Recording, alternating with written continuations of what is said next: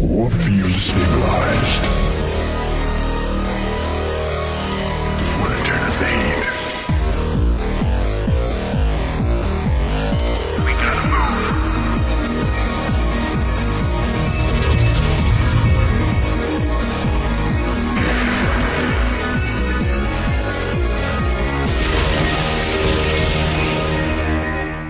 Welcome to the State of the Game podcast on Friday, April 9th. I'm JP McDaniel, and joining me today on the show is, of course, Sean Day9 Plot, a.k.a. The Interrupter. What's going on, Sean? Not much, man. Sorry, I tried to interrupt you to be funny, but alas, I just turned out to be normal. Also joining me today, who was on the cast last week with Sean, is David Louder Fells, a.k.a. The Old Guy. What's going on, Louder? What's up? All right, I guess he doesn't really care being called the Old Guy. I was hoping I'd get something out of him there, but Yes, kids, man. Come on. And last but not least, the newest addition to the podcast is Jacob LzGaMeR Winstead, a.k.a. the Nice Guy, because that's what Sean called you before the show, and I didn't really know what else to call you. So what's going on, Jacob? Hey, what's going on, guys? See, listen to you that could have voice. used handsome or anything else, all that works. Yeah, but then I would be gay. So, but anyways, let's go ahead and get started, guys. We have the newest patch, Patch 8. Came out earlier this week, and to start things off, we're just going to jump right into the balance changes with Taryn, since we have two Taryn players here. And first off, there's the Thor change with the build time decreased from 75 seconds to 60 seconds. And Jacob or David, feel free to jump in with your thoughts on that change. Or don't. I think it's a good change, but I don't think it really addresses, mech's viability in general. Yeah, Thors took too long to build, but yeah, Thors are still easy to kill for what they cost and what they're supposed to do. So, it's a cool change. I would have liked to have maybe seen them get an armor buff and left the build time alone if they were going to do something, but this is better than nothing. Jacob, what do you think about it? I think it's good, but I think it's more, the Thor build time, it actually helps more versus Zerg, like in Taryn versus Zerg, more than it does versus Protoss. I mean, Thors aren't really viable versus Protoss in many cases. There's a couple of rushes or cheese builds you can do, but and overall, it kind of helps versus maybe a muta timing attack or something where you could pop out a Thor to defend your base. As far as like mech viability versus Protoss, the whole 5 seconds faster that a tank pops out, not really that big of a deal. Can't really even notice it, to be honest. Yeah, I mean, the tank is still the thing I think is getting in the way of like most Terrans wanting to do mech. Because I actually practiced for like 2 days straight with Jinro, where he was just meching every single game, and he kept trying to do tanks and kept trying to do them, and eventually he just settled on getting lots of ghosts with EMP, a lot of Hellions, and several Thors. Because if you have 6-7 Thors, whenever you face the Protoss army, you can EMP all his Stalkers, and then your Thors one-shot the Stalkers, so it makes it very easy to rip through it. Because I remember a lot of times we'd get into a huge battle, his Hellions would fall pretty quickly, and he would just have the 3 or 4 Thors left over, well, I guess more like 5 or 6, and he would end up just walking over the rest of my army. It was pretty sick. But I mean, even with the decreased build time of the Thor, I don't think that necessarily changes that much. I mean, you still have the resource constraint on the Thors, but I definitely agree that it helps against Zerg, just getting the Thor out just in time to deal with a few extra rushes. And also in Terran vs. Terran, it helps you use the Thor a little bit more often against the players going Banshees. All right, you guys talked a little bit about the siege tank, so we're going to, I guess, move to the elephant in the middle of the room. That is the Marauder concussive shells, now requiring an upgrade from the tech lab, which cost 100 and takes 80 seconds to complete. Jacob, Sean, David, I mean, this is probably the biggest change, I think, of this patch. What do you guys do you agree with this change? Are you upset about this change? Or what are your thoughts on it? Whoever wants to jump in first. Helps manage the forums a little better. People have been begging for some sort of Marauder nerf because, apparently in the Gold and Silver Leagues, a lot of players have been losing to a 9 racks fast Marauder rush in Protoss vs. Terran just because you can micro so easily. I don't know if you guys have experienced this or done it. Do you think a change, do you think it's wise for Blizzard to implement changes like that? I'm not saying solely because of what happens in the Gold and Silver Leagues, but do you think those leagues are important to patch changes in the fact that they're kind of balancing for the casuals and not so much the hardcore? I'm not necessarily convinced that that's the sole motivation of the change. You could argue that Marauders in general had maybe a little too much utility out of the box, so to speak. Yeah. in general, I don't find this change to hurt my game at all. I'm not one of the Terrans who relied on early pressure TVP every game, so it doesn't really affect my playstyle. It's a pretty cheap upgrade, and it doesn't take that long. And as far as delaying stem, it's not really a big delay. It's a minute 20 game time, which is what, like 57, 58 real seconds. It doesn't affect my play much at all. So obviously I would prefer to not have to pay for it and wait for it, but so far it doesn't seem to have any negative effects for me. It's my own personal take on it. Yeah, I think my personal take. Oh, I'm sorry, Dave. You want to go No? first? All right, No, so we gotta work I'm on living up to my thing.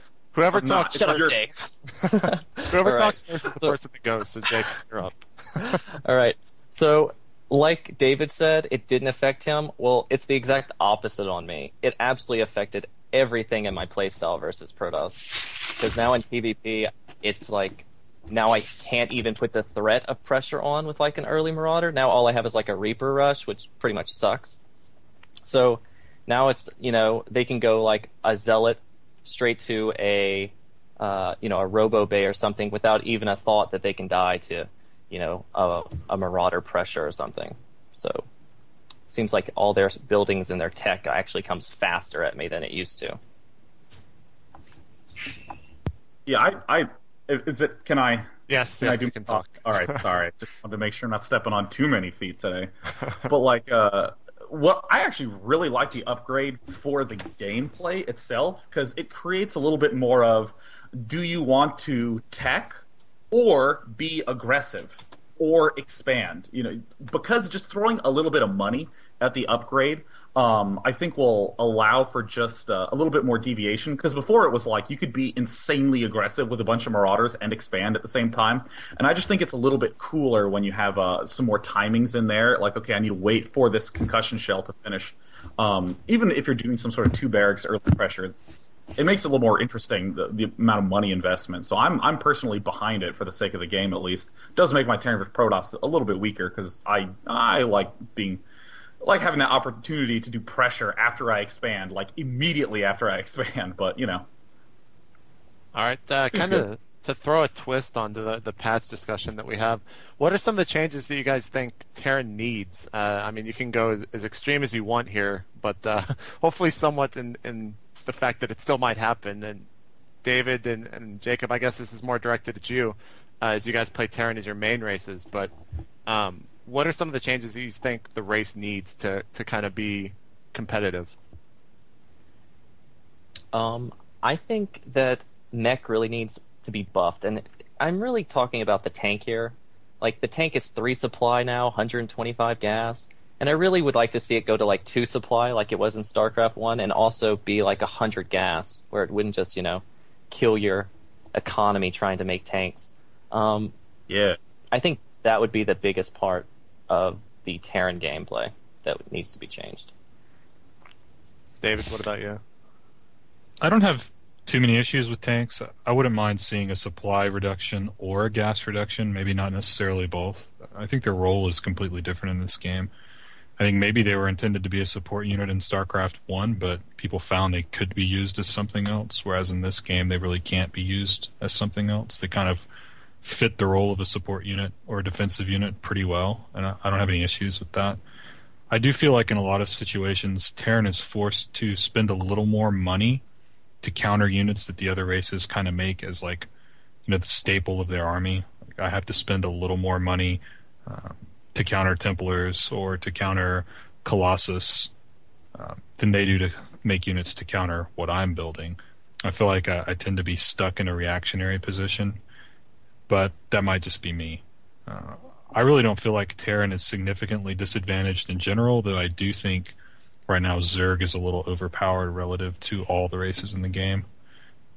So it's not a specific issue with Terran. All right. Sean, Wait, David, do you still think...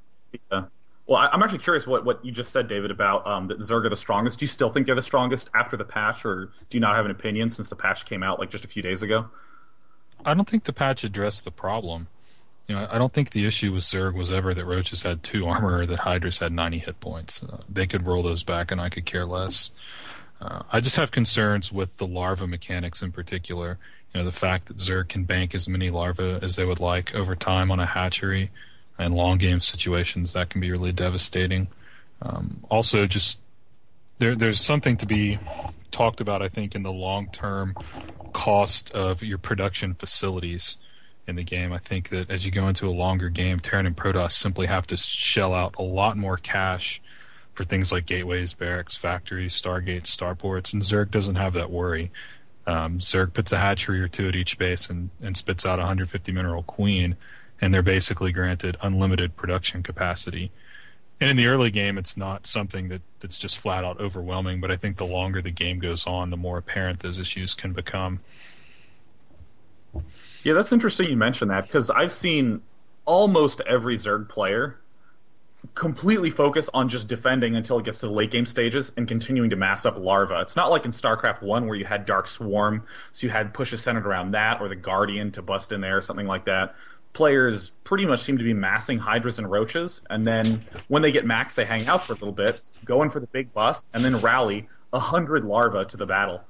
And that does seem really hard to deal with, and I'm not sure what I feel about that, but it does seem tough for the other races.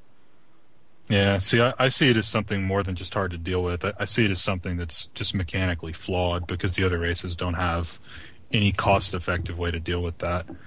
I think if there was some way, in StarCraft 1, Zerg had to add hatcheries, so they didn't effectively get free larvae. They had to pay for them. And in this game, you could argue that they pay for larvae by way of buying a queen, and maybe early on that matters, but in a long game, the 150 minerals for one queen that turns one hatchery into, 3 hatcheries? It's a pretty low cost. I've had these ideas for a while that I think either there should be like a hard limit to the number of larvae that can exist on one hatchery, or larvae just die out if they go unused after a certain amount of time, like StarCraft 1. I think either of those would make a big difference for the late game problems without hurting Zerg in the early game. All right, we'll go ahead and move on. But we've wandered way off topic. That's not even a big problem. It's not even a problem. So we'll move on to the balance changes for Protoss this patch, and there were a ton of changes, pretty much a complete redesign of the Void Ray unit. So stay with me a while as I read through all this. So it changed only to have 2 damage levels instead of 3. Still takes the same amount of time to fully charge. Base damage changed from 2 plus 4 armor to 5. Power-up damage changed from 8 plus 16 armor to 10 plus 15 armored. The armor value decreased from 1 to 0, and the cost increased from 200, 150 to 250 to 150. And I think this makes the Void Ray, I've been using it a lot, kind of doing Void Ray timing pushes. Before the change, you kind of saw Void Rays, whenever you would see them, they would just be like, oh, it's time to go snipe a command center, a hatchery, or a Nexus. But now you're starting to see them in unit compositions or in army compositions. And I think the Void Ray now is a lot better because you're going to see it a lot more in these matchups. What do you guys feel about this change? I think it's pretty awesome. It used to be when you saw Void Ray, it was just the guy trying to cheese win immediately. Right. And it was either, did I see the Void Rays coming or did I not? And if you did, you'd win, and if you didn't, you'd lose. So I think that's a pretty cool change. It seems about the same level of threat for a lot of those early sniping issues, but the fact that you can pop it into your army, I like quite a bit. When I actually first looked at the changes, I overly focused on the weakened armor and the improved cost. And I was like, oh, that's pretty bad for the Void Ray. But now, hearing stories about how quickly it takes out Marines and stuff like that, it's like, oh, that's actually really interesting. It's just a useful unit as opposed to this gimmicky I want to win now unit. Right. David, do you have any thoughts? I always felt like the Void Ray was like a little buried a little too deeply in its niche in the game, and that it only did a few things. And you could use them to kill buildings, and you could use them to kill capital ships, and that was pretty much it. So I think it's good that they've made them a little more useful and made them cost a little bit more.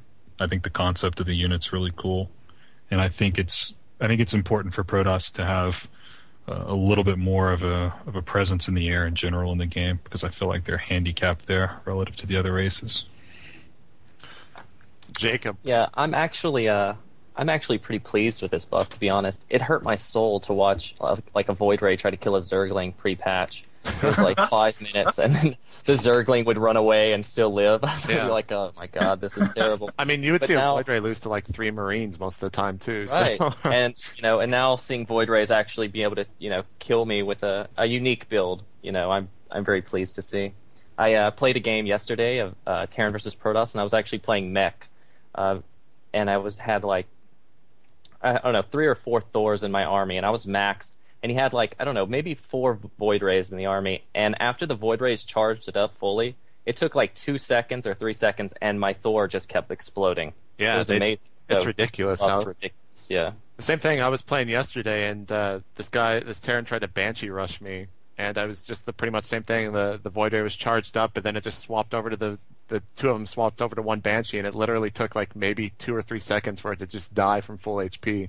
So wait a minute. So wait, like, I think I've completely misunderstood how the charge works. So when it charges up, it takes a while to charge back down, so you can change. No, it's got like a 1.5 second. It's got some delay where if you switch to another unit, it stays fully charged. So you can my like God. yeah, you I can had- start up on like what? on an extractor or something in a base, and then just instantly switch it over to like a queen, or just switch it over to SCVs if you're going for that, or just kill the command center, obviously. So or whatever the peon spawning base That's is. pretty awesome. 'Cause now that, there's all those weird control issues where you, like, target your own assimilator to bring it down to half health and then switch over to one of the, enemy's targets to try to kill Right. it off. Right. That's fancy. David, do you have something to say, or are you just moving around in your chair causing a bunch of noise? I was taking a drink with my mic off mute. Pardon me. All right. Just making sure. So we'll go ahead and move on to the Zerg balance changes, and that is the Roach burrowed move speed down from 2 to 1.4, and also the armor value decreased from 2 to 1. Now, as a Protoss player, I absolutely love this change just because Immortals absolutely destroy Roaches now. It takes like 2 hits, and they're at like 18 health. There's something ridiculous like that, so you can just throw in a couple Zealots and Wait. I'm sorry. You're saying that this matters for Immortals? That they do 49 damage instead of 48? I love the change because they're doing so much more damage. But you obviously feel differently, so. Well, they do 1 more damage. Okay, but 2 hits, they're doing 2 more damage. I guess it's not that big. Damn, think about it, man. It's 2 more damage. It's more damage, man. God, you're making me look stupid, Louder. What am I going to do with you? Well, I can't deny that Zealots are now a lot better against Roaches. That's the thing that really got me excited, because Zealots now do an additional 2 damage a hit, but they attack really, really fast. Because, again, the 2 armor used to just chop that attack down so much. So it's really nice to be able to just take 1 less hit with pretty much any set of units attacking the Roaches. Just makes them die a little bit faster. So Zerg's a little bit less at ease early on if he's trying to defend with just pure Roaches, which pretty much all Zergs were doing. Do you think that this change, the armor value change, changes a lot of the matchups for Zerg? 'Cause I know Roaches were kind of used in every single matchup, or could be used in every single matchup. I guess TVZ specifically, David and Jacob, what do you guys think about this change? I think it really only affects. I don't think it makes Marauders kill Roaches that much more because they already counter the Roach. But I think it actually helps a lot with like Marine attack versus Roach because Marines were just so bad versus Roach, and now maybe they can actually hold their own. I haven't really tested it that much since the patch came out, but I have a few builds in mind I want to try versus Zerg that really utilizes like a Marine SCV attack timing where they would only have like 5 Roaches probably, and maybe that would work. As for the the burrowed movement speed debuff, where they're nerfing that even more, do people actually even lose to that? Like, I Maybe have that's not one of the seen. gold silver changes or something. I have not. I don't know what's going on in like the Blizzard headquarters test games, but they've got to be doing something wrong to be losing to that. Yeah. Moving burrowed Roaches around is like the least of the worries that I have with Zerg popping units up on the map. I think that all the changes that happen to the Roach primarily have an effect on Zerg vs. Zerg. I think those Zerg vs. Zerg effects are huge, because Zerglings used to only do 3 damage to Roaches, and there were still a lot of players finding decent success by being really aggressive with speed Zerglings against small numbers of Roaches in the early game, because you have the ability to surround the Roaches easier in small numbers, etc., etc. But, like, Now, with Zerglings getting buffed a little bit more, and now Mutalisks even can kill the Roaches faster, that opens up a lot more options in that matchup. Because it used to be the case that if a Zerg player was trying to go Ling Muta against me, I would just attack him with Roaches with 0 anti-air. Literally, I would have like nothing that could shoot up except my Queen, and I would still win anyways, just because his Mutalisk can't kill the Roaches fast enough. And also that Roach Burrow thing, I've seen a lot in Zerg vs. Zerg, and because it's a little bit slower, it means you can catch the burrowed Roaches going into your base or trying to run out of your base a little bit more easier with your unburrowed Roaches and Overseers. So other matchups, I don't think it has much of a bearing whatsoever, really. I mean, you can do the math on the number of hits it takes to kill Roaches before and after with pretty much every unit, and the changes are minor. I mean, Marauders still take 8 hits, Immortals still take, 3 hits. It doesn't really matter. ZVZ, I hear it's a big deal, so maybe it is. I'm terrible ZVZ, so yeah. I was losing with Roaches versus Lings before the patch, so mine is completely worthless. All right. Last but not least, the Hydralisk is going to be has been reduced by 10 HP, 90 to 80. I mean, Louder, you said that that's just an insignificant change as well. Do you kind of want to expand on that thought a little bit?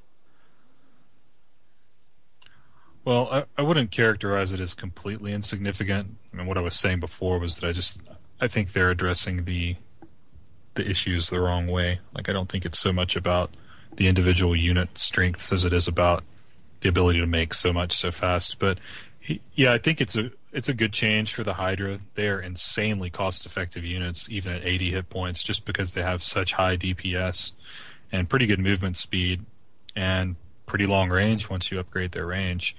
And they're just such a good unit to use versus Terran and versus Protoss as like your primary army composition unit. And they're very versatile. So I think that, especially as a Terran in conjunction with the Banshee hit point increase, it expands my options a little bit. I don't think it really tips the scales one way or another. But the patch has only been out a couple of days, and new things will develop as a result. So I can't really predict what's going to happen. But right now, I feel like it's a decent change. But again, not overly important either.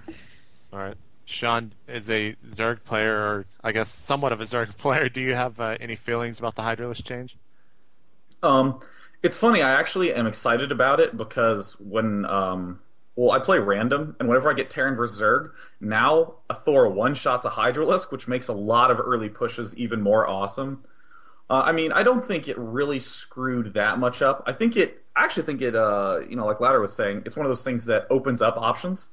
Doesn't really tip the balance either way, because I think Zerg mid-game was strong enough as it is, just with Hydralisks and Roaches. But now I think there's a lot more interesting stuff coming about. I think I was mentioning a little while ago that I like getting the Hydralisks really quickly in Zerg vs. Protoss because they just demolish gateway units so well, and they can deal with a lot of those early Immortal pushes. And then I have to back up once I hit the mid-game and start getting more Roaches just because they are what have the hit points. I mean, 2 Roaches is pretty cheap. It's like 150, and that's like 300 hit points worth of life just to like help block with my Hydralisks. And I like that idea of rushing up to a higher tech unit and backing up, because that's the sort of stuff that you saw a lot in StarCraft 1 that made a really cool dynamic game. So I'm pretty much in favor for it, and also it's going to try to force people to make other units, because I think most of the replays I see, Zergs are almost exclusively going for Hydralisk Roach. I'm not saying that they go mainly Hydra Roach and other things. I'm talking like only Hydra Roach all game long, period. And Idra. Yeah. That's the joke I've been saying, is that this patch nerfed Idra significantly, because that was his mid game, and it was just such a solid composition. But especially after seeing Cole do these really cool Zergling, Baneling, Mutalisk compositions against Terran, I'm delighted to see them nerfing a little bit of the the more standard base units and just making people think about alternatives, because I definitely think they're there. I would also be delighted to see Zerglings get up a little bit, because I just never make them. I just don't. I mean, maybe I'm just off base with that and just haven't experimented with it that much, but I just almost never, ever, ever, ever, ever use Zerglings. Zerglings are so weird in this game. They Yeah. they have like a hard tipping point where they will completely decimate an army, but anything less than that specific number gets wiped out. It's really strange. Yeah. I mean, especially in Zerg vs Protoss, I just don't feel comfortable making Zerglings because if they're reasonable, they're going to be getting a lot of sentries with their Colossus, which is like the most normal thing in the world. To transition to Colossus with a Warp Gate army, and they throw down a giant wall of force fields and just kill all my Zerglings and my Banelings if I chose to make those too. Banelings. I'd love to see Banelings get nerfed. Banelings and Broodlords. If we're gonna nerf Zerg units, let's do those. No way. Fucking boost those Banelings, man. They should do like 100 damage. They should literally be Scarabs that you can make as Zerg. That's really awesome. David, you said make changes. Do you have any specific ideas in mind, or are you just throwing the idea out there? Banelings not so much, but Broodlords, I actually think Broodlords are the one genuinely, completely imbalanced unit in the game. They have a lot of HP, they do a lot of damage, and the Broodlings they spawn do a pretty good amount of damage as well. And not only that, just spawning Broodlings that did nothing at all but sit there and draw fire would be huge because they draw auto-attacking from an entire army. And they take priority over much more important units that are hanging out. I just think they're totally broken. I mean, it's like a free, endless stream of reinforcements for your army pouring out of the Broodlords. Right. I think I know many players of all races who think that. Yeah, I think we touched on that a little bit fixed. last week, and Artosis, as the Zerg player, is even saying that he agrees. So, Jacob. Yeah, like you said, it was that they seem really fair. Yeah, of course, Artosis stating it like that. So, Jacob, going back to the Hydralisk change, do you have any extra thoughts that you want to add in? Not really. Day 9 pretty much said everything, Now Thor's one-shot him, so that's huge. So that makes Thor viability even that much greater, You don't even have to rush for like a +1 to make him that effective. And You really overall, are a nice guy. I know. And overall, the balance changes I think are good. I thought Taryn versus Zerg was really hard. Like you could not miss one beat in an entire game. And now I feel like it's if I make a mistake, it's okay because I feel like in the general the battle, like the giant battles with like Marine, Marauder, Medevac versus just people who go Hydra Roach, I can hold my own now instead of usually where I would lose the battle to just this huge concave of roaches costing one supply unit and stuff. So I'm all for it. Nerf the Zerg. Woohoo! All right, we talked a little bit about potential Zerg and Terran buffs or nerfs. We didn't really talk about the toss buffs or nerfs, though. Is there anything specific that you guys can think of off the top of your head that needs to be addressed for the Protoss race? I've Absolutely. heard complaints about force fields. I don't feel any issues with force fields, but I don't know if you guys have any opinions on them. I was going to bring that up. Do you think the fact that you can't do anything but sit there and wait for it to disappear is like the biggest thing or the biggest unbalanced thing about it, Sean? I personally don't have an issue with it. I think that was what a lot of people were saying, that I just don't quite... I'm not quite there with the argument. I think that people are just concerned that you can manipulate the battle a little too strongly in the later stages of the game, or excuse me, in the mid stages of the game, because the sentries are also a unit that shoots, so they do a pretty damn good amount of damage. So the sentries themselves work very well with their own force field, and I think people believe that the sentry should be like a support-ish more unit instead of just a unit that's so strong by itself. If the Zerg gets Mutalisk, if you just have a lot of sentries around, sentries are just very, very versatile, and if you're trying to tech, you can just throw force fields at your ramp, and that's really versatile. The big obnoxious issue I've been having is that in Terran vs. Protoss, I now have this endless concern about controlling the bottom of my ramp, which is like the weirdest idea in like Starcraft 1, you're normally worried about the top of your ramp controlling that, but if Protoss gets to the bottom of your ramp and you're Terran, he can endlessly force field the bottom of your ramp if he has 7 or 8 sentries, which isn't all that unreasonable for an early game Protoss. And then you just cannot ever get down the bottom of your ramp no matter what, unless you find some way to drop with medevacs and then kill off the forces and then walk down your ramp. But even then, I just think it creates an interesting problem, and it isn't any sort of imbalanced issue. But that's why I brought it up. I'm curious if Jacob or David, if you guys have any thoughts on force field. I think Yeah, the situation force you field's just broken. described is a balance issue. So how would No, you balance it? whenever the beta first came out, the first day of the beta, first thing I did was mass sentries. That's all I did for 2 days, and the shit you can get away with sentries is just mind blowing. And of course, I can't get away with some of those things now, but to me, it seems so obvious at the time that they can just cast too many force fields. Coming out with the energy to cast a force field is silly, especially with warp gates and a proxy pylon. And the fact that if you make one and have it sitting around until it's got 200 energy, it can drop 4 force fields is even sillier. But the effect that they have on ramps and chokes is just silly. Just silly. And I'm going to steal from Jake here, and I'm going to talk about dropping DTs in somebody's base, turning your warp prism into warp mode, and just warping in sentries and force fielding the ramp while you rampage their base with DTs. I mean, there are strategies, other strategies that would work the same way that would be just as completely and totally broken. So how do Stealing you? my thunder, David. Yep. That's Yep. actually genius. Yeah, because I mean, like, you can even in could Protoss never vs. get in. Taryn. Yeah, I've been opening immortal drops, and I've been getting 2 immortals in my warp prism to do harassment. But I could be even faster, get 1 immortal and 2 sentries, and just like drop the sentry, force field the ramp, and kill every single supply depot he's ever thought about making in his entire life. And you just keep warping 1 sentry in at a time, and you can just non-stop keep them from out of their base. Like, it's a never-ending. Like, in a mid-game, it's absolutely broken. Like, imagine if you were playing a Protoss versus Zerg, and you just loaded up a couple sentries, you dropped him in the Zerg main, and you blocked off his ramp. All his Hydras and Roach try to come up. You turn it into a warp prism, and you non-stop warp units in his base. I mean, Zerg not only loses his main base, but he loses all of his tech, his whole tech tree. And he can never get back in. And then it's like, okay, well, Zerg would just counterattack. But then when he counters attack, he just throws up force fields there. And it's non-stop. It's just, What I don't about see things how it like could be getting fair. I think the idea of a unit that can literally create terrain at will is just fundamentally flawed. I don't like the idea. I never have. I think it creates too many situations where it breaks the game.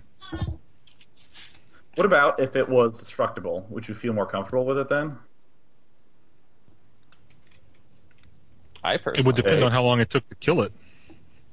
Because I mean, something like Defensive Matrix, the idea of basically giving a unit infinite life, but the shield eventually runs out if you deal 500 hit points of damage, or so, or something like that, or maybe it's 260. I don't know. It's a lot of damage. I think it would be cool if it was something you could target fire to bust through with 1 or 2 shots of your whole army.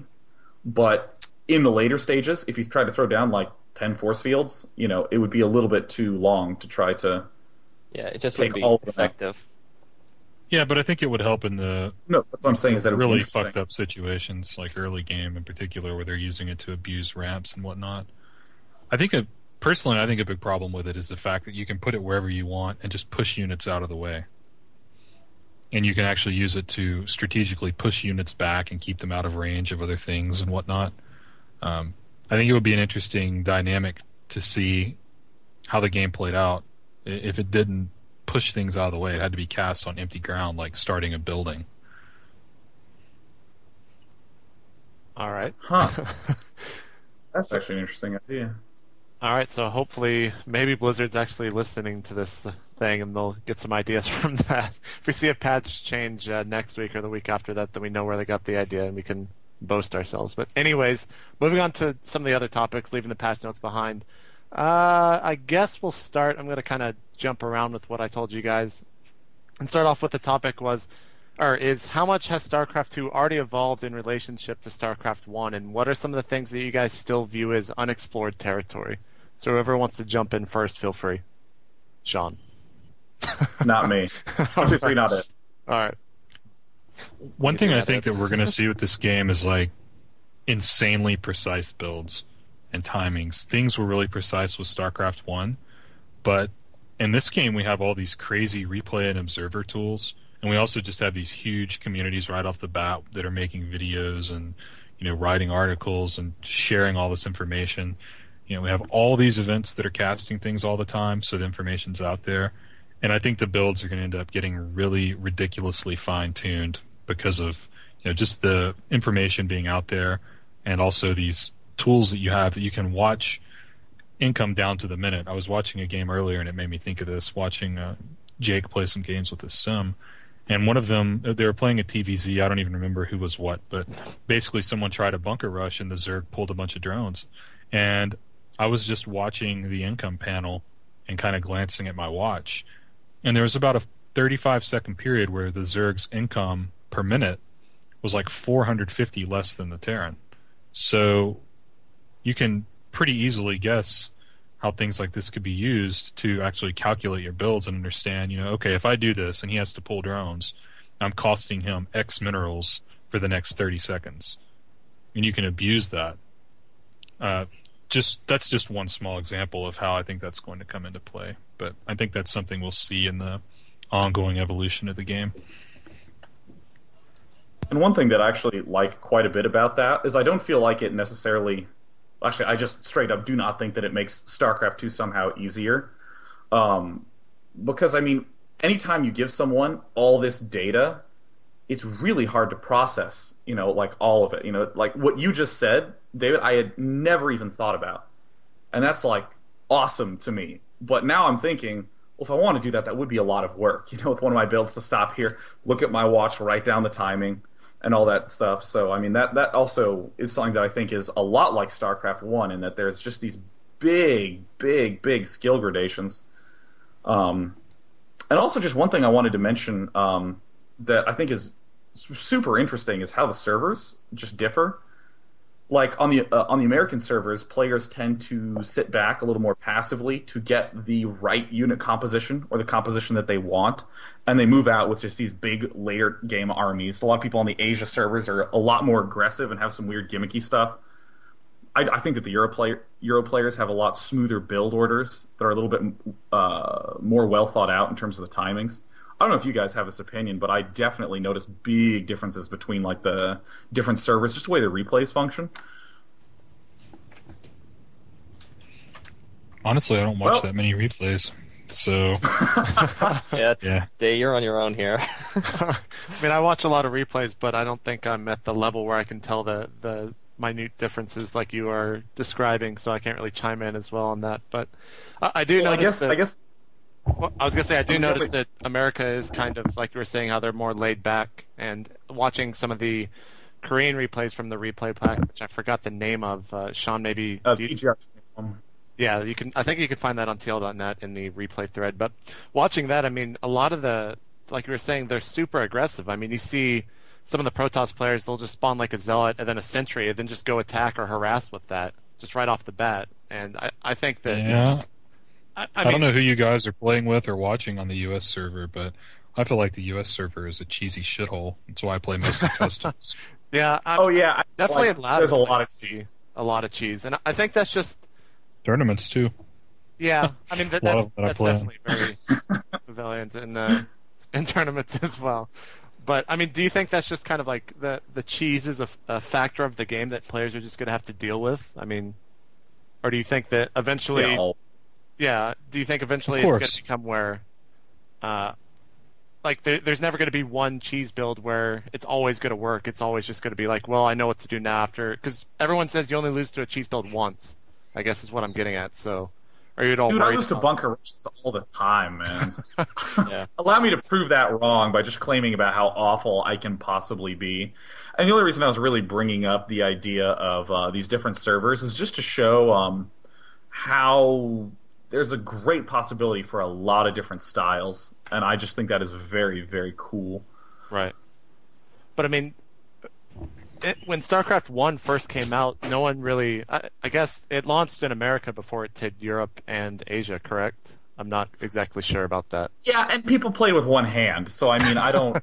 Yeah, so, I guess what I'm getting at is the skill is kind of already there when StarCraft 1 launches. It's just everyone getting used to the game. So do you think the fact that everyone's been playing StarCraft 1 for so long, transitioning into StarCraft 2, come the first big tournament, the first big international tournament, do you think you're just going to see a lot, like an insane amount of skill compared to the first StarCraft 1 international tournament? I guess that would be like one of the first WCGs, I guess. I'm not really sure of any other WCGC, baby. Yeah. Yeah. So comparing the first two tournaments, do you think you're just going to see the skill levels completely and vastly different? Yeah, absolutely. Like, competitive gaming is a lot further on nowadays than it was back when StarCraft 1 first started, which was pretty much the beginning of, like, RTS esports. But, yeah, we're definitely going to see, because, like, StarCraft 2 right now has all these different communities that can come together. You know, we have the Command and Conquer 3 players, we have the Age of Empire players, we have the Warcraft 3, we have the StarCraft, and so it really just makes one huge competitive community. So, yeah, we'll definitely see the skill level go up. Right. From, back in the day. What about some of the things that you guys kind of view as unexplored territory? Excuse me. Is there anything kind of out there right now that you think people haven't had enough time to play with and kind of think up strategies, or is it just the entire game as a whole where that comes true? I think it's the whole game. I mean, lots of things are being figured out, and people probably think they've got lots of builds that are really awesome right now that next year people will be laughing about. The game's just going to evolve. I think everything is unexplored. I agree with that. Is there a unit in specific that you guys think hasn't really been utilized yet from any of the races? Or is everyone just kind of trying to fill out all the units? I think the Zerg Corruptor is going to play a big part later in the game. Like, you can corrupt a building to slow it down, and I think we'll even be seeing it used to actually slow down, like, the opponent's upgrades, so his upgrades so the Zerg player's upgrades finish faster, and I think we'll be seeing stuff like that actually be used instead of just, they make Corruptors getting ready to turn them into Broodlords to win the game. So,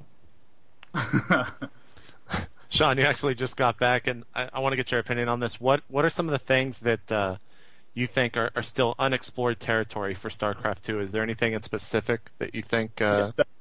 The carrier. I remember I was actually doing a stream last night. So I was like, Dave, what do you think about the character? The carrier, and I just dodged the question. I was like, that's a great question. I'll table that for now. I have no clue. I mean, I haven't really seen anyone use the carrier particularly effectively. They seem really weak. I've seen someone transition carriers and lose a game they had won, and I was kind of like, ugh. It was actually, hope he doesn't mind if I say this, it was actually Nazgul I was watching do some practice games, and he had this game won, and he said, I'm going to try to see how carriers work in this situation. And his opponent was like, all right, I mean, I'm dead, but sure. And his opponent just, like, crushed, like, after that point. So that's one of those things. I'm not saying that the carrier is necessarily bad, but it's just like a completely foreign unit to me. I haven't thought about it, haven't used it, haven't played with it, I haven't seen any replays of it. And I mean, the Mothership is another one of those units that I feel is like a little underused, but I feel it's more reasonable as to why it's underused, because it's so far down the tech tree. And even without anyone making it, it's intuitive. It's a big unit that cloaks and helps you recall. Cool, I understand it. I'm ready to use it whenever I get around to it. But the carrier, it's just, I don't know. Do you think carriers are pretty strong. I've seen them used well, but I think a big problem with them is that there are more easily accessible, cost-effective hard counter units to capital ships in this game than StarCraft 1. In this game, you've got Vikings, Void Rays, and Corruptors, and they basically take a big dump on carriers. If you can get the carriers out and surprise your opponent, 6 carriers that they didn't know you were building can end the game, just like StarCraft 1. But I think carrier fakes could be really abused in this game, like trick your opponent into making a bunch of useless crap. But like if your opponent sees them in a timely manner and loses to them anyway, then they're idiots, because they're really easy to counter. What about the hallucinate ability from Sentries? Do you think that it's not being utilized, the fact that a year from now it'll be more prevalent in toss play, or do you think that the force field is just so incredibly strong right now that it's not even worth getting? Yeah, that.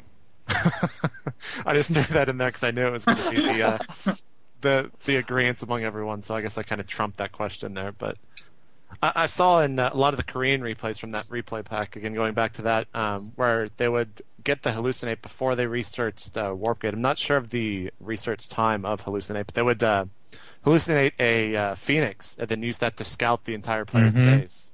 And I think that's a pretty smart idea that I haven't ever thought of or utilized in any games. Because it also kind of tricks the Zerg player if they haven't scouted that well to thinking that you're going some type of Stargate build.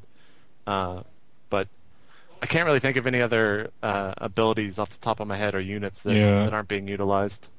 We had a conversation about sentries. We've talked about this a lot on our event, like just the EG guys and the ability to use hallucinate to trick your opponent, like into thinking about any tech tree that you've gone that you actually haven't, could be really cool. But I think it takes like 100 or 110 seconds to research. Right.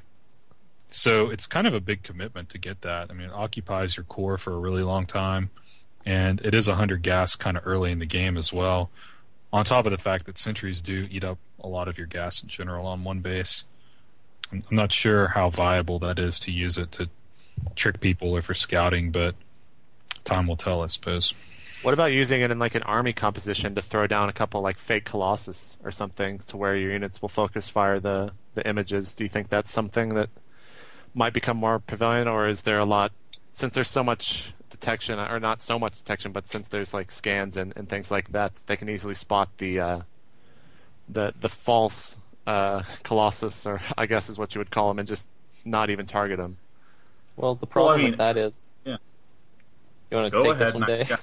No, good. I'm great. All right. It's all The you, problem Matt. with that is EMP absolutely gets rid of any kind of hallucination, and most TVP games you'll see like Ghost in an army composition, and if they EMP them, then you've actually just wasted all this mana that you could be throwing down force fields or guardian shields or something for really no reason.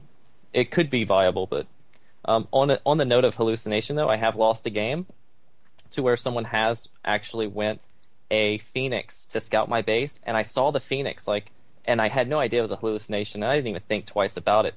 But I cancel my tanks that I'm building because I'm like, oh wait, he can just lift those up. Let's go to Banshees or something. I don't know. So I made a complete different tech switch and changed actually what I was planning on doing because I actually saw one before. So on that note, Sean, you were gonna to chime in.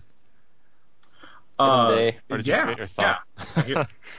Get ready, guys. Here I come. I was gonna say the same thing as Jacob with the EMP, but still, I kind of like the idea of maybe against Zerg throwing down some Colossus, because I don't know if the hallucinations come out with the range upgrade, but I feel like that's ripe for some sort of missed target fire, and mainly because the Colossus has, I think, the most life of any hallucinated unit you can get. So it's just, even though they die a little faster, it's still a good meat shield at the front. All right. Well, I guess we're going to go ahead and move on to another topic. And let's see. I guess I'm going to go with this one, the Event Watch topic. There's a billion tournaments going on right now for Starcraft 2. If you go and look at the TeamLiquid.net Starcraft 2 tournament forum, I think is what it's called. There's like, I don't know, a billion posts going up. It's just a really, really popular forum. What do you think are the guys to watch? And obviously there's going to be a little bit of self-promotion, because obviously the first one you want to watch is the MLG Showcase series. So what do you guys think? I mean, obviously David's going to say well, you can go ahead and do your spill, David. I'll let everyone little spill first. Well, even taken out of the context of shameless promotion, we have a tournament that we're starting to run with gosucoaching.com for $100 cash prize every week, with the kind of vision of creating an American version of the Zotac Cup. And just to give you an idea of the response, I mean, we've already got 150 people signed up, basically, one day after it was announced. But I think that's going to be a big event, because we're going to do it every week. And the Zotac Cup is huge for the Europeans. And this is bringing something comparable to the American server that, I personally have wanted since back when Zotac started for Brood War, when it was running at 4 a.m. my time, and I just couldn't play in it. So I think it's going to be big. I think as long as we keep seeing like all these cash tournaments pop up, though, I mean, we're gonna have lots of interest in all of them. So right. They're having the the consistency of a weekly tournament, I think, will be a big deal. Are there any ones out there that you're not affiliated with, Louder, that you think people should kind of pay attention to? I think Smuff's team tournaments are really cool. I kind of liked the hello goodbye thing, except that they're dragging it on for so long for such a small tournament. Well, I mean, that was a cool tournament.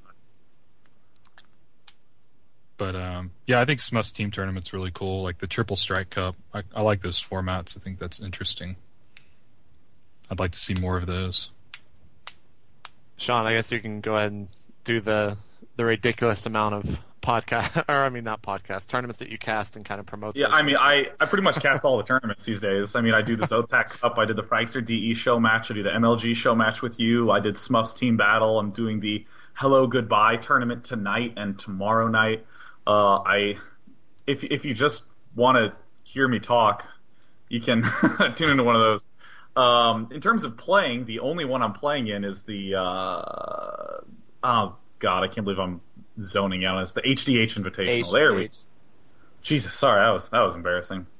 But I mean, like, what I think is so important is just the number of tournaments that there are and the excitement about them. I mean, that's part of the reason why, if anyone wants me to cast, I'm just like, yes, if I have time, I absolutely will, because I just think it can only be good for the pro gaming scene, for esports, for Starcraft 2 to explode, is just have like more coverage and more stuff going on. So just the amount of money that's being thrown at it, I am just delighted for it. Is there anyone in specific that you guys think, I don't want to say has a higher skill level in it or player level in it, but I guess that's what I'm going to say because I don't really know any other way to put it. But I mean, looking at something like the Team Liquid Invitational, do you think that was the highest tier tournament that we've seen so far in terms of skill level of all the participants? I'd go with probably maybe. I mean, the Zotac Cup, the finals are generally really good. There was a recently semi-disappointing final where one of the players just dominated, but still, I mean, I think the skill level is quite high. With the Zotac Cup, it's high because anyone can register, so truly someone who's slugged it out for a few hours and gotten to the finals must be good. And the Team Liquid Invitational is good just because they grabbed the best players. But I'm not going to lie, I think the one that I'm most excited for is actually Smuff versus Idra. Oh yeah, is that actually going on? By the way, I've heard like everyone talking about it, but I've never seen a confirmation post from either player. But I guess I'm just not looking.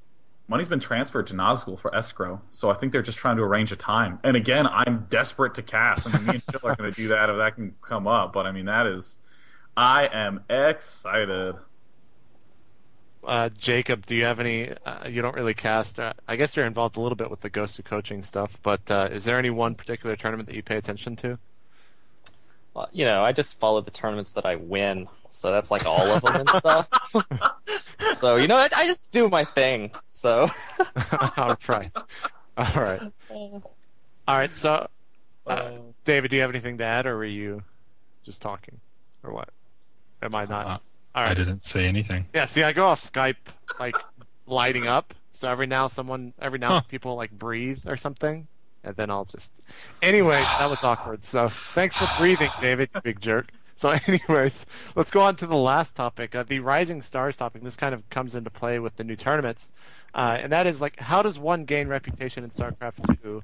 How should one practice to become the best? I think, Sean, you'll probably be a good talking point for that. And also, silver and gold players have no place to go except the ladder right now. Do you guys see that as a problem? So to start off, we'll just start with how does one gain reputation in StarCraft 2? And obviously, that's you play in the tournaments, but you saw someone like the little one gain a ridiculous amount of fans just from get Sean to scream about you on his stream, and everyone loves you. Is that the golden ticket, Sean? I mean, I'm not gonna lie, I like people who have cool play, and I like promoting them. So I have a bad habit of just like constantly mentioning the little one in some of my streams. But I mean, honestly, I think the best way to get visibility is just to do well in all these tournaments and to just keep playing. Because in StarCraft 1, there was an issue in terms of visibility of Rising Stars because there was not that much centralization.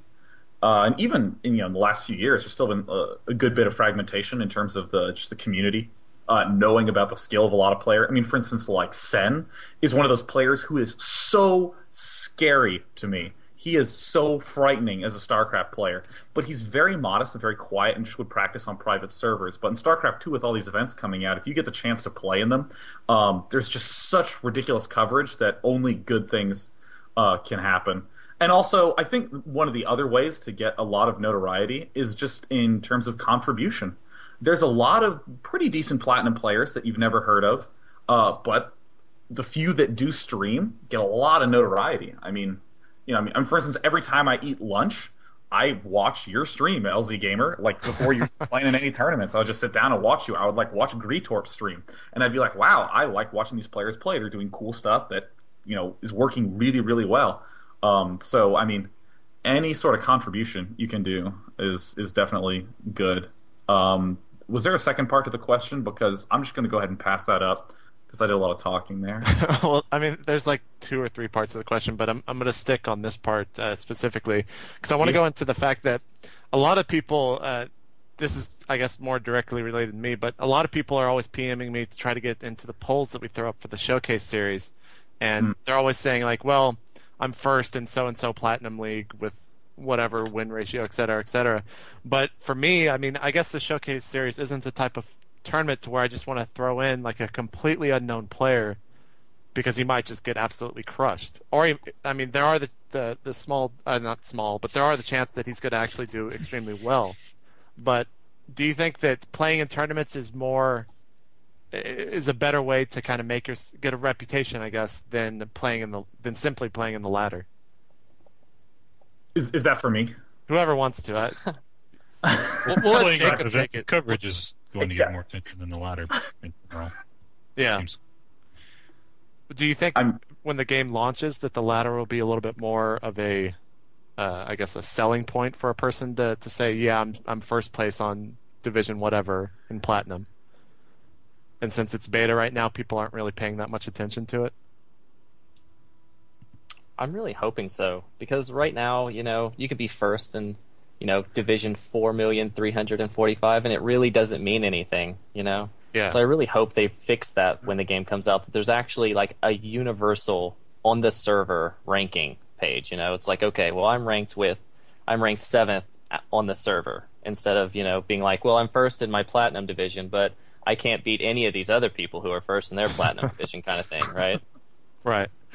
So I really hope that changes. As far as, getting noticed, it's all about results, really. And, and money tournaments are the bigger thing. People notice money tournaments more than they will a team battle tournament, for example, which, like the Triple Strike But see, people notice like the Smuff tournament because that was just huge, $500, like 4 teams invited, and it got tons of coverage, and it got lots of, recognition. And that's really how you do it. And it's not a fast thing. Getting your name out there is not a fast thing. It took me years on Brood War before anyone's ever heard of me.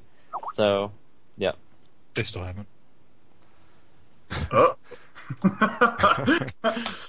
Hate you. All right, so kind of moving on with that question, I think Louder wants to talk a little bit about these silver/gold players really having no place to go except the ladder right now.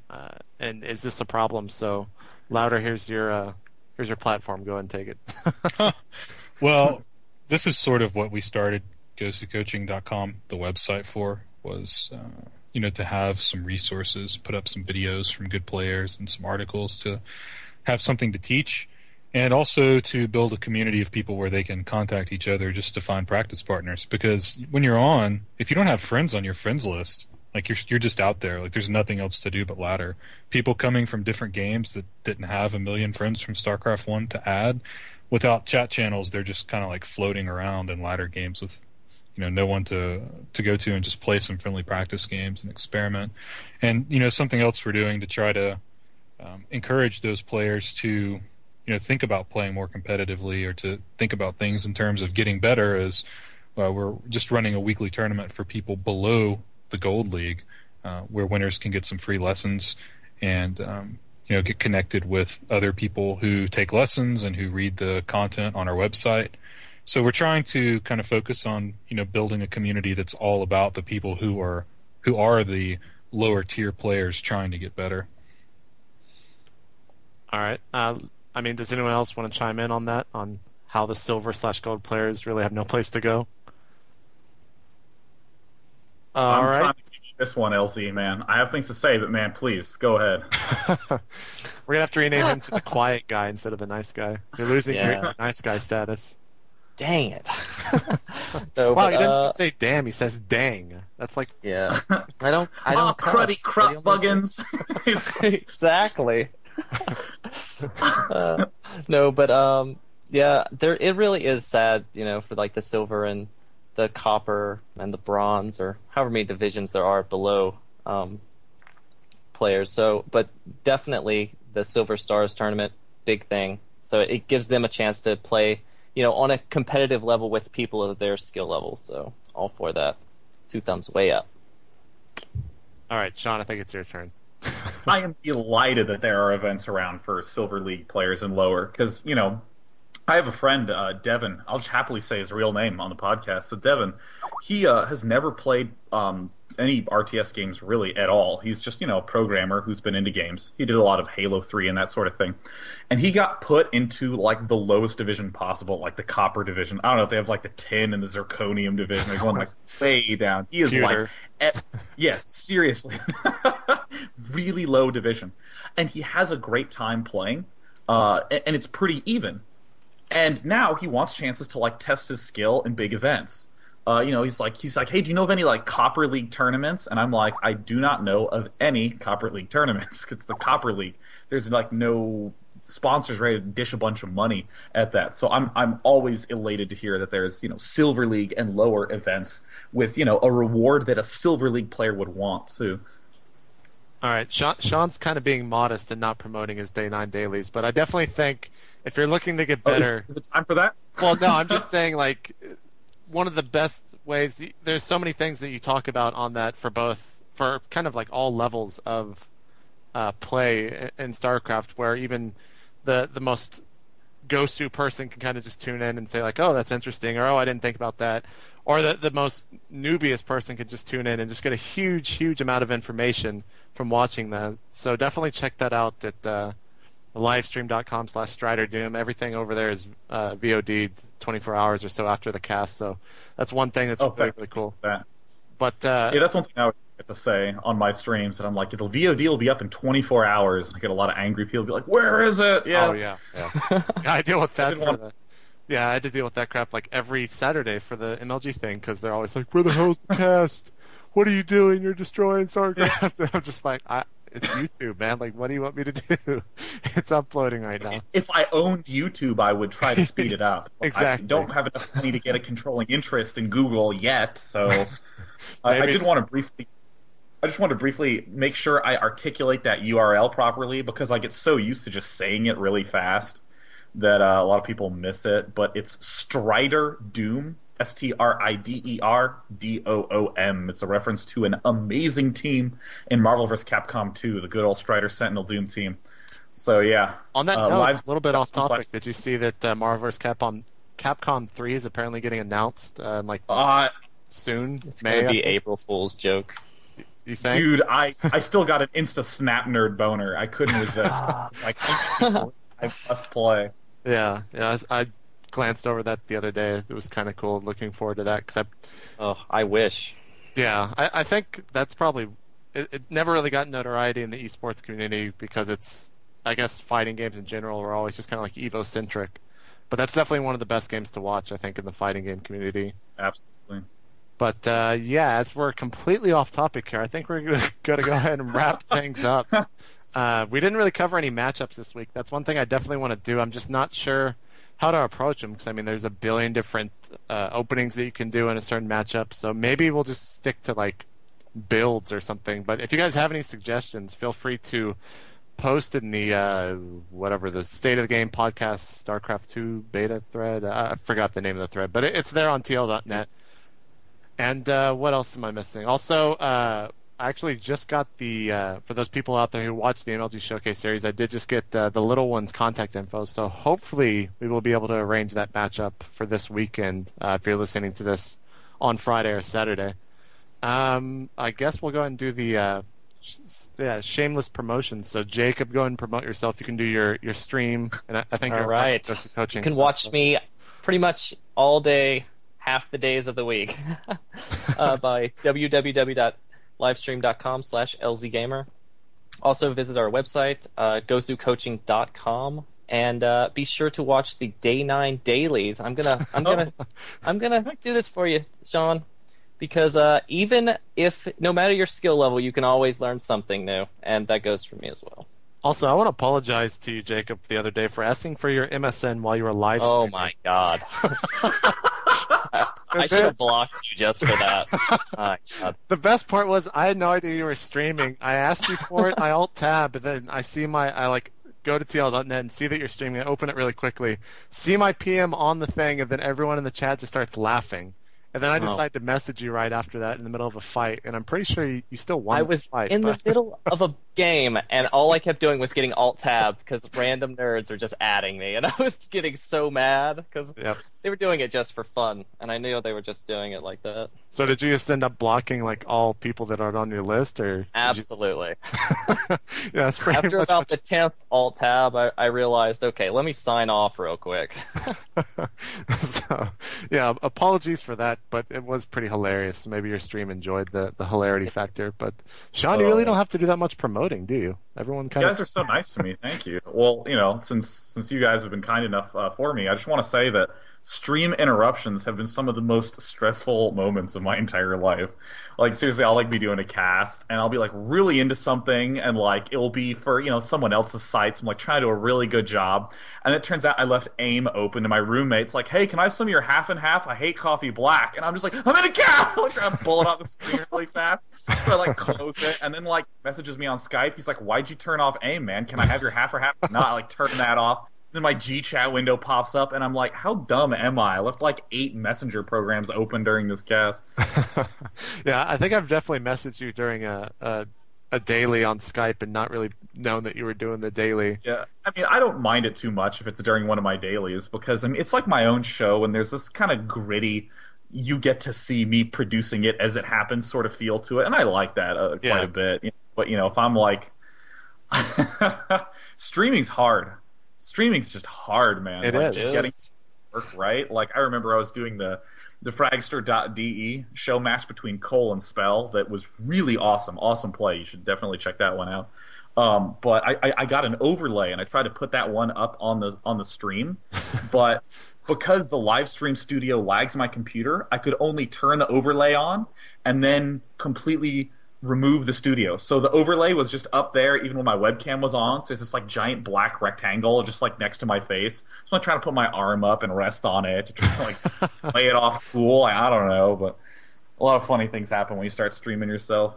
Yeah, definitely. And hopefully we'll be going live. I keep saying that every week because it eventually will happen with these showcase series where we go live, and then they'll just get to see how many retakes me and Sean do on a weekly basis. So. Yes. But yeah, and last week obviously we had the audio issues because the internet was down. That hopefully this weekend is a lot better, and we still don't know when we're going to be casting that because again we have to bring a European player into the mix, and that's just going to mess with times even more so than I think the Koreans or the Korean citizens will, or people that are living in Korea like Idra and Artosis. But anyways, I guess we're going to go ahead and wrap it up here. Real quick, I am going to be adding this to iTunes whenever I get around to it. I'm still waiting on. There is a community member that I can't remember the name of on TL.net, but I want to say it, so I'm going to keep drawing this out until I can open up the PM. Still doing it. Energizer. Yeah, Energizer. He is going to be making a logo for us, and I'll be adding that on iTunes and also on the thread. So big shout out to him, and also to Hyrulean something or other. It's really rude of me to not pronounce his full name, but he also did the intro again. So thanks to him for that. Sean, you were going to mention something? I was just going to be like, hey, if you need someone to fill in with talking while you're looking something up, I know a guy who can help you out. Right? All right. So we'll be back next week. We got to figure out a specific time to do this every week, so it's a little bit more I don't know what I'm saying. I'm just going to wrap this up. We'll be back next week whenever we're back next week. See you guys later. See ya.